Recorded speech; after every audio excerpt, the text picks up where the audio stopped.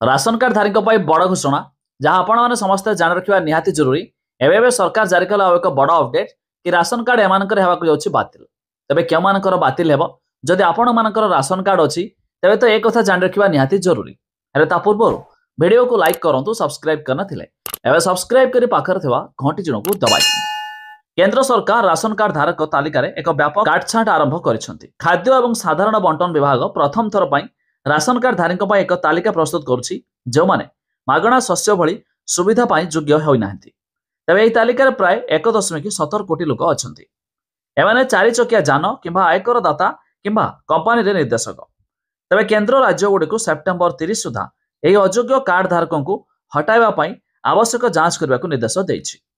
तबे खाद्य एवं साधारण बंटन विभाग विभिन्न सरकारी तथ्य आधार सहित राशन कार्ड धारक विवरणी मेल करी एही तालिका प्रस्तुत करिछि।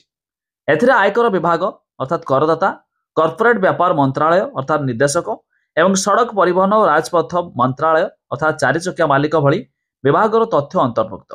तबे रिपोर्ट अनुसार विभागर जन अधिकारी कहिसंति जे एही तथ्य आधार रे राज्य गुड़िक अयोग्य हिताधिकारी को हटाई पारिबे, जहाद्वारा अपेक्षा तालिकार थिबा असहाय लोक माने जातीय खाद्य सुरक्षा आईन अर्थात NFSA अनुसार लाभ पाई पारिबे। तबे जदि आपण भी एही सब कैटेगरी मध्य आसुथिबे तेबे आपणकर राशन कार्ड मध्य निश्चित भाव बातिल होई पारे।